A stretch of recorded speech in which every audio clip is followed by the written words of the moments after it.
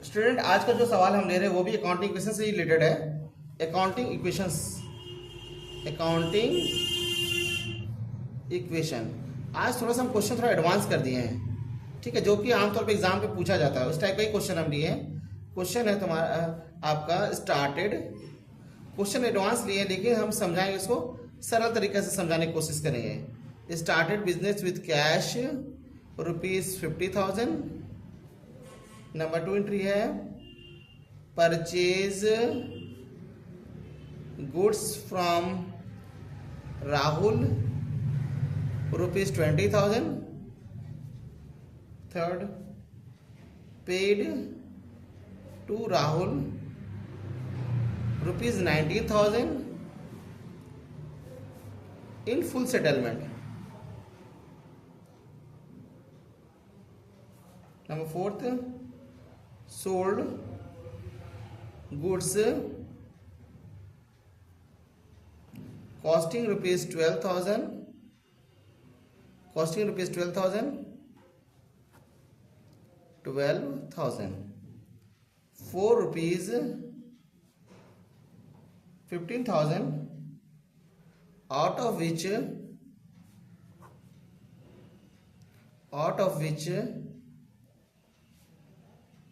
₹5,000 receive in cash. थोड़ा सा advance question किए हम इसको, अभी 1-2 क्लास मेरा एडवांस क्वेश्चन ही रहेगा जो कि आमतौर पे एग्जाम में पूछा जाता है। इस टाइप का ही क्वेश्चन पूछा जाता है। उधर अपने हम आप लोगों को बेसिक क्वेश्चन बता रहे थे, लेकिन आप थोड़ा सा क्वेश्चन को हम एडवांस किए हैं क्योंकि एग्जाम में सिंपल क्वेश्चन तो आएगा नहीं, थोड़ा एडवांस ही क्वेश्चन आएगा। तो क्वेश्चन हमारा ये है, started business with cash ₹50,000, purchase goods from Rahul ₹20,000, paid to Rahul ₹19,000 in full settlement. ध्यान दीजिएगा फुल सेटलमेंट है। इसके बाद sold goods costing ₹12,000, 4 rupees 15,000, out of which ₹5,000 receive in cash. अब इसके अकाउंटिंग क्वेश्चन इस तरह से क्वेश्चन बनाएंगे। अकाउंटिंग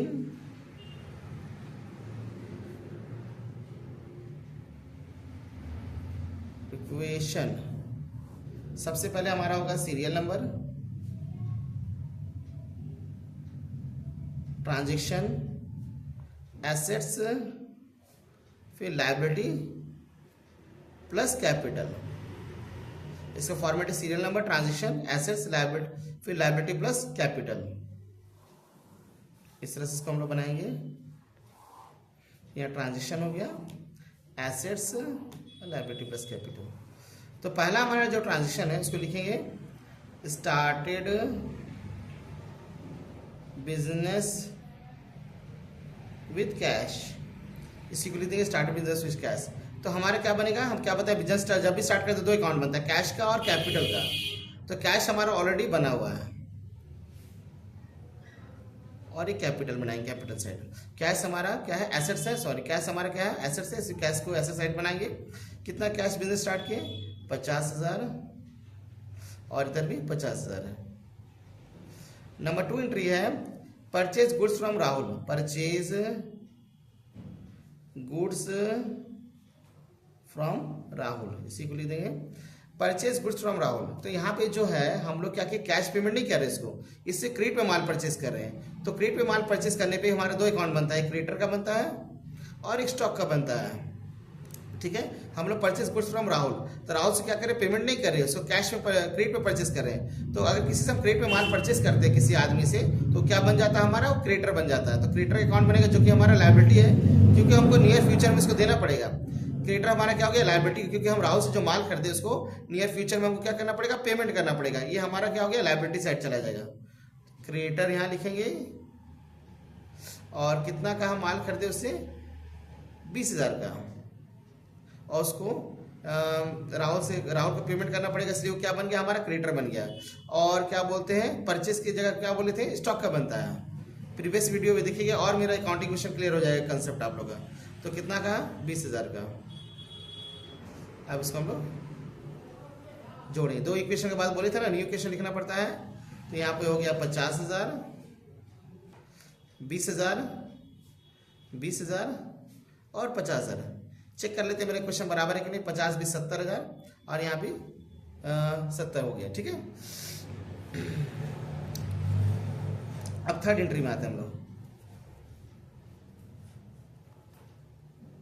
तीसरा हमारा है pay to Rahul in full settlement, pay to Rahul in full settlement, आप लिख दीजिए पूरा फुल सेटलमेंट। अब यहाँ पे क्या हुआ कि हम राहुल से कितना का माल खरीदे परचेज किए थे 20,000 का, ठीक है 20,000 का पेमेंट करना था, लेकिन हम उसको कितना कर रहे पेमेंट 90,000, उसमें हमारा सेटलमेंट हो गया, यानी कि 1,000 डिस्काउंट में चला गया।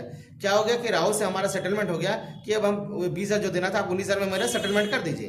तो यहाँ पे हम क्या करेंगे पूरा 20,000 उसका माइनस कर देंगे, क्योंकि हमारा सेटलमेंट हो गया। सेटलमेंट में जितना क्रिएटर है उतना पूरा माइनस कर देंगे। राहुल का 20,000 का जो क्रिएटर था उसका पूरा सेटलमेंट हो गया, तो उसको हम लोग पूरा माइनस कर देंगे। और लेकिन हम कैश कितना दे रहे हैं उसको, राहुल को 19,000 कैश दे रहे हैं, तो मेरा कैश कितना माइनस हो जाए 19,000। और इस ट्रांजेक्शन में हमको फायदा हो रहा है, कितना फायदा हो रहा है 1,000 रुपये का, क्योंकि राहुल को देना था हमको 20,000, लेकिन दे रहे कितना 19,000 दे रहे हैं। लेकिन यहाँ पे पूरा कितना घटा देंगे क्रिएटर 20,000 पूरा घटा देंगे, क्योंकि अब उसका हिसाब किताब कुछ भी नहीं रहा, क्योंकि पूरा सेटलमेंट हो चुका है। 20,000 में पूरा 19,000 देके पूरा सेटलमेंट कर दिए 20,000 का, ठीक है। अब इसको बैलेंस करेंगे, फिर से बता रहे हैं कि हमको देना था राहुल को 20,000, लेकिन दे कितना रहे 19,000, तो दे रहा 19,000 देके पूरा 20,000 का सेटलमेंट करवा लेते, इसलिए 20,000 को पूरा माइनस कर देंगे। चूंकि मेरा कैश जा रहा है 19,000 और इस ट्रांजेक्शन में हमको कितना फायदा हो रहा है 1,000 का, तो 1,000 कैपिटल हम लोग क्या करेंगे जोड़ देंगे। अब इसको न्यू क्वेश्चन लिखते हैं 31,000 20,000, ये नील हो गया सेटलमेंट हो गया ना, ये 51,000, क्योंकि हमारा फायदा हो गया, हमको 1,000 कैपिटल क्या करेंगे प्लस कर देंगे। नेक्स्ट क्वेश्चन है सोल्ड गुड्स, ठीक है 4 रुपीज 15,000 कॉस्टिंग रुपीज 12,000, ठीक है। अब इसमें क्या हुआ पूरा आप लिख लीजिएगा। यहाँ पे जो है हम लोग का क्या है ना 12,000 का स्टॉक को कितना बेच रहे हैं 15,000 में बेच रहे हैं। मेरे स्टॉक कितना घटेगा 12,000 का स्टॉक घटेगा, क्योंकि 12,000 का माल कितना बेच रहे हैं हम लोग 15,000 में, लेकिन स्टॉक कितना घट रहा है 12,000 ना घटेगा, क्योंकि 12,000 का स्टॉक हम लोग बेच रहे हैं कितना 15,000, लेकिन मेरा स्टॉक कितना है 20,000 है। उसी से 12,000 का स्टॉक को कितना बेच रहे हैं हम लोग 15,000 में बेच रहे हैं, तो 12,000 मेरा स्टॉक माइनस हो जाएगा। और इसको हम कितना बेचे 15,000 में, तो हमको कितना फायदा हो रहा है 3,000, तो 3,000 हमारा क्या हो गया कैपिटल ऐड हो जाएगा, ठीक है। अब लेकिन थोड़ा सा हम इसमें थोड़ा सा ये चेंजेस किए कि 12,000 का माल को 15,000 बेच रहे हैं, तो हमारा कितना फायदा हो रहा है 3,000 फायदा हो रहा है। तो हमको वो पार्टी कितना पेमेंट करेगा 15,000 पेमेंट करेगा, क्योंकि 12,000 माल कितना बेच रहे हैं 15,000 में, पार्टी 15,000 को पेमेंट कर, लेकिन पेमेंट कितना कर रहा है एट ए टाइम वो 5,000 ही पेमेंट कर रहा है हमको। कितना पेमेंट कर रहा है वो 5,000, ठीक है। तो 5,000 मेरा कैश ऐड हो जाएगा, और चूंकि 5,000 हमारा कैश ऐड हो जाएगा, और क्या हुआ 10,000 बाकी रह गया, तो 10,000 वो बोला है कि क्या चीज कि नियर फ्यूचर में हमको पेमेंट कर देगा, क्योंकि 12,000 का माल को 15,000 बेचे, वो कितना कैश दे रहा है हमको 5,000 दे रहा है, और कितना बाकी रह गया 10,000। तो 10,000 में क्या बोला है वो कि 10,000 वो नियर फ्यूचर में हमको पेमेंट कर देगा, तो क्या बन जाएगा वो डेटर बन जाएगा।